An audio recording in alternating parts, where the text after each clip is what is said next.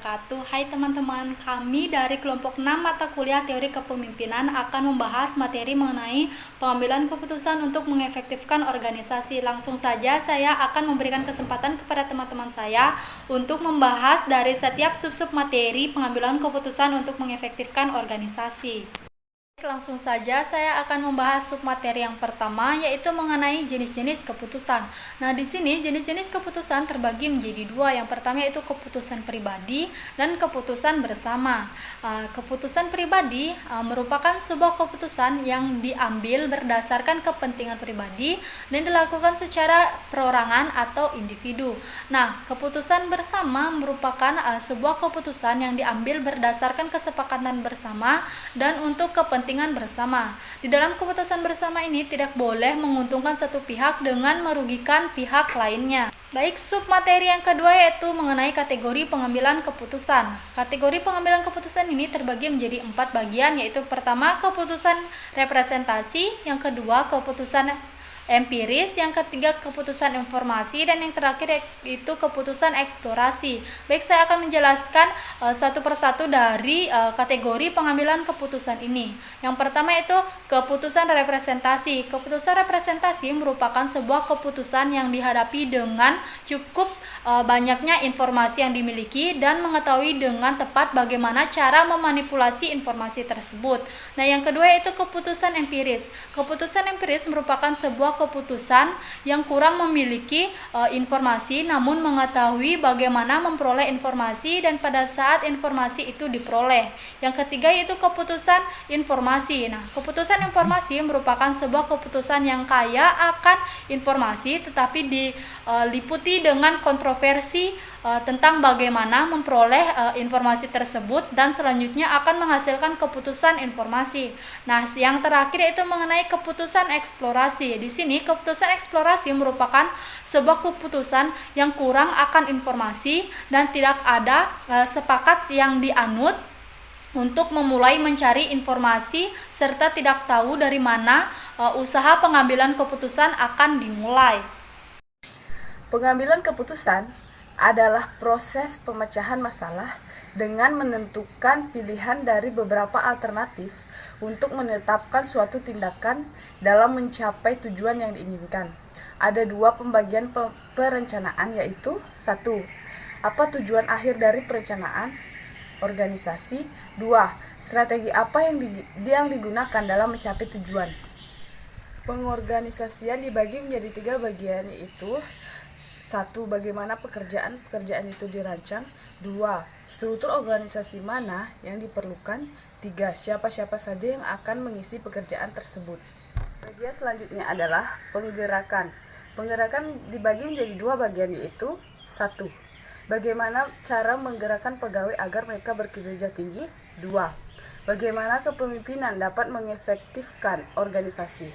Baik, bagian terakhir adalah pengawasan. Pengawasan ini dibagi menjadi 3 bagian, yaitu 1. Bagian apa saja dalam organisasi harus diawasi. 2. Dalam hal apa saja penyimpangan terjadi. 3. Bagaimana cara menggerakkan organisasi secara efektif. Materi selanjutnya yaitu tentang kerangka kerja yang ada dalam sistem pengambilan keputusan. Ada beberapa cara untuk mengklasifikasikan pengambilan keputusan itu sendiri. Pemahaman terhadap kerangka kerja dan konsepnya akan bermanfaat untuk pengambilan keputusan itu nantinya. Di sini kami mengambil pemahaman menurut Prajudi 1997.45, di mana terdapat beberapa konsep di dalamnya. Yang pertama yaitu orang yang berwenang dalam pengambilan keputusan. Jadi, siapa-siapa saja yang berhak dalam mengambil suatu keputusan di dalam organisasi tersebut. Yang kedua, problem. Penyimpangan dari apa yang dikehendaki dan direncanakan atau dituju dari organisasi tersebut. Yang ketiga, situasi si pengambil keputusan itu berada. Yang keempat, kondisi si pengambil keputusan, di mana menyangkut tentang kekuatan dan kemampuan menghadapi problem yang dihadapi oleh organisasi tersebut. Yang kelima yaitu tujuan. Apa yang diinginkan atau dicapai dengan pengambilan keputusan itu nantinya. Nah, keputusan tersendiri terdiri dari 2 jenis, yaitu yang pertama keputusan strategis dan yang kedua keputusan operasional. Keputusan strategis merupakan keputusan yang diambil atau dibuat oleh manajemen bagian puncak dari organisasi tersebut, sedangkan keputusan operasional merupakan keputusan yang dibuat oleh manajemen bagian bawah dari organisasi tersebut. Baiklah, saya akan menjelaskan mengenai jenis-jenis pengambilan keputusan. Yang pertama adalah gaya direktif. Pengambil keputusan dalam gaya direktif memiliki toleransi yang rendah terhadap ambiguitas. Mereka berfokus kepada tugas dan masalah-masalah teknis. Pembuat keputusan ini cenderung lebih efisien, logis, dan sistematis dalam menyelesaikan masalah, fokus pada fakta dan menyelesaikannya secara cepat. Mereka fokus pada tindakan, cenderung mempunyai fokus jangka pendek, suka menggunakan kekuasaan, ingin mengontrol, dan menunjukkan gaya kepemimpinan yang otokratis. Yang kedua adalah gaya analitik. Pembuat keputusan gaya analitik memiliki toleransi yang tinggi terhadap ambiguitas dan tugas yang kuat serta orientasi teknis. Jenis ini suka menganalisis situasi. Bahkan dalam kenyataannya mereka cenderung terlalu banyak menganalisis sesuatu. Mereka mengevaluasi banyak informasi daripada membuat keputusan direktif, sehingga mereka membutuhkan terlalu banyak waktu. Mereka juga cenderung mempunyai gaya kepemimpinan yang otokratis. Yang ketiga adalah gaya konseptual. Pembuat keputusan gaya konseptual memiliki toleransi yang tinggi terhadap ambiguitas. Orang yang kuat dan peduli pada lingkungan sosial.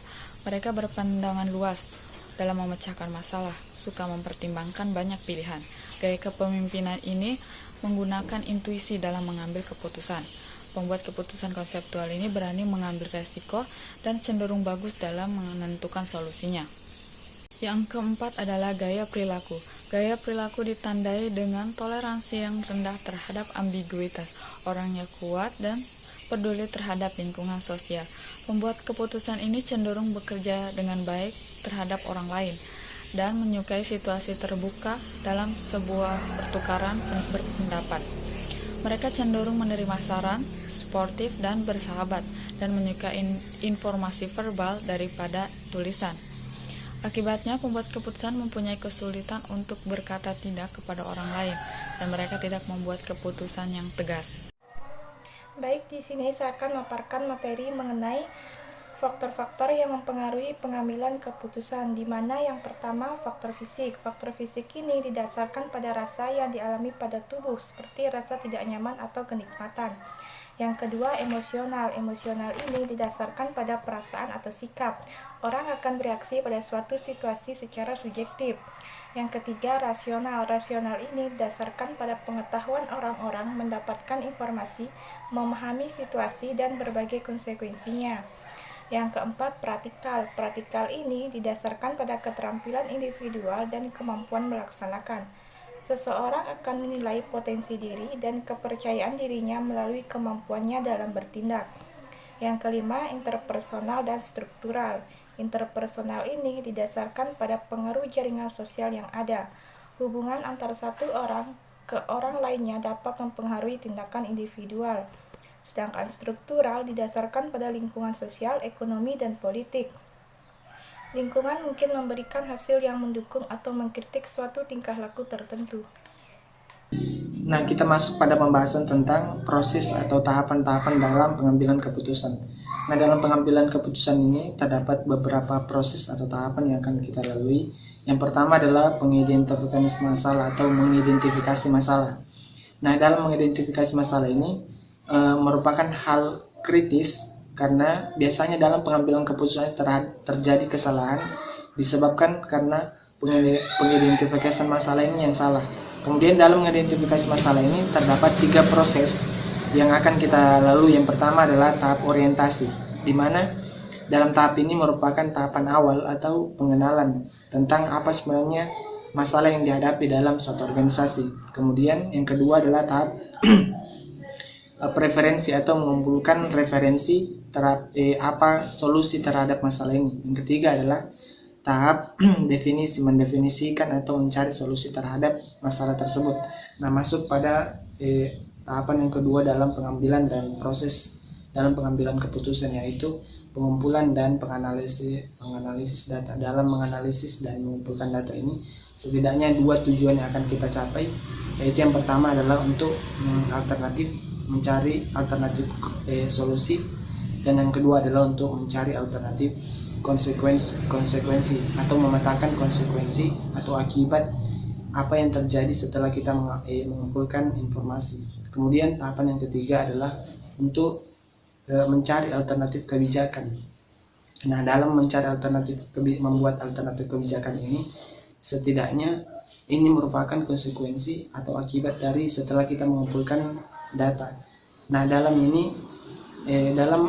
membuat kebijakan alternatif ini, setidaknya kita dapat menghasilkan 2 proses, yaitu ada alternatif penilaian, pemetaan alternatif dan pemetaan nilai yang akan kita dapatkan. Kemudian tahapan yang keempat adalah memilih alternatif terbaik. Dalam pemilihan alternatif terbaik itu merupakan hal yang paling pokok juga, karena terdapat beberapa tipe atau karakteristik yang akan dibuat. Yang pertama adalah tentang kita dapat memetakan tingkat risiko, kemudian sumber tenaga kerja dan pikiran yang dibutuhkan, kemudian SDM yang dengan kualitas yang baik, kemudian waktu, dan yang paling besar, paling urgent adalah pada tingkatan ekonomi. Kemudian pada tahap terakhir yaitu pelaksanaan keputusan. Dalam pelaksanaan keputusan merupakan konsekuensi dari keempat tahapan yang sebelumnya. Ini merupakan tahapan terakhir yang akan kita buat karena sangat urgent. Dalam pengambilan keputusan ini merupakan hal yang paling terbaik yang akan kita lalui. Saya akan melanjutkan materi dari teman saya, yaitu tentang proses yang mempengaruhi dalam pengambilan keputusan.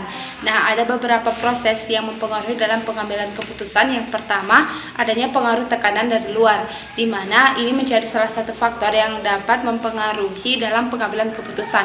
Karena jika semakin banyak tekanan yang diterima oleh suatu pemimpin, maka keputusan akan lebih cepat dilakukan. Yang kedua, adanya pengaruh dari kebiasaan lama atau sifat-sifat pribadi, di mana jika seorang pemimpin memiliki sifat yang baik, maka suatu keputusan akan dilakukan secara baik pula. Yang ketiga, adanya pengaruh dari kelompok lain, di mana kelompok lain menjadi salah satu yang dapat mempengaruhi dalam pengambilan keputusan dalam suatu organisasi. Yang keempat adalah faktor pengalaman, di mana seorang pemimpin yang sudah memiliki suatu pengalaman, maka dia akan lebih mudah dalam pengambilan keputusan. Nah, sekian materi dari kelompok kami. Assalamualaikum warahmatullahi wabarakatuh.